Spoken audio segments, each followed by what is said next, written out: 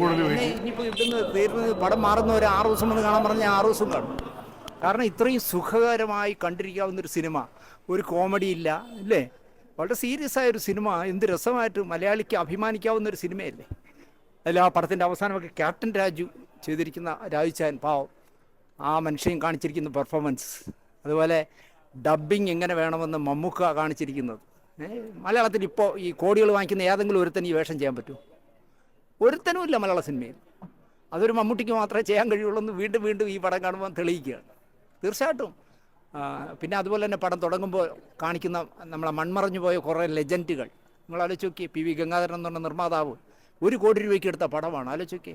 ഇവിടെ ഒരു എന്നാ താൻ പോയി കേസ് കൊടുന്ന് പറഞ്ഞതിൽ ഒരു പിച്ചക്കാരൻ ചെറുക്ക അഭിനയിച്ച പടം ഇപ്പോൾ ഒരു പുതിയ പടം വന്നു, ഒരു ഷോയിൽ ഹോൾഡ് ഓവർ ആയത് 4 കോടിക്ക് തീർക്കാന്നുണ്ട് 20 കോടിയായിരുന്നു. 1 കോടി രൂപയ്ക്ക് എടുത്ത പടമാണ് ഈ വന്നത്, 20 കോടി.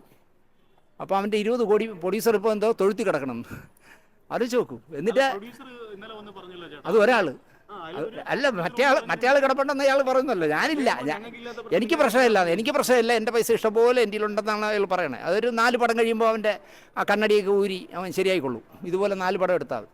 പക്ഷെ അത് എനിക്ക് തോന്നില്ല, കള്ളപ്പണമൊന്നും ആയിരിക്കില്ല. കഷ്ടപ്പെട്ടുണ്ടാക്കാത്ത തന്തമാരൊക്കെ ഉണ്ടാക്കിയിരുന്ന പൈസയാണെന്നേ, അതിനെയൊക്കെ കൊണ്ടുവന്ന് അടിച്ച് തീർക്കുകയാണ്. അതാണ് പ്രശ്നം. 4 കോടി എന്ന് പറഞ്ഞ് തുടങ്ങി 20 കോടി എന്ന് പറഞ്ഞാൽ ആലോചിച്ച് നോക്കി. അപ്പോൾ അവൻ്റെ 1 കോടി കൂടെ മുടക്കാനില്ലാതെ 5 കോടി മുടക്കാനില്ലായിരുന്നെങ്കിൽ ആ പടത്തിൻ്റെ അവസ്ഥ ആലോചിച്ച് നോക്കി, പാതി വഴി കിടക്കും. ഇങ്ങനെ എത്ര പടം കിടക്കുന്നത് പറയാം. ചിത്രാഞ്ജലി പോയി അന്വേഷിച്ച് നോക്കും, പാതി വഴിയിൽ കിടക്കുന്ന എത്ര സിനിമ അവിടെ കിടപ്പുണ്ടോ. അതിങ്ങനെ എന്താ പറയുക, ചാടിക്കുകയല്ലേ, സിനിമയിലേക്ക് ചാടിക്കുകയല്ലേ, അതാണ് പറ്റണേ. അതിൽ പറ്റുന്നൊരു കുഴപ്പമാണ്.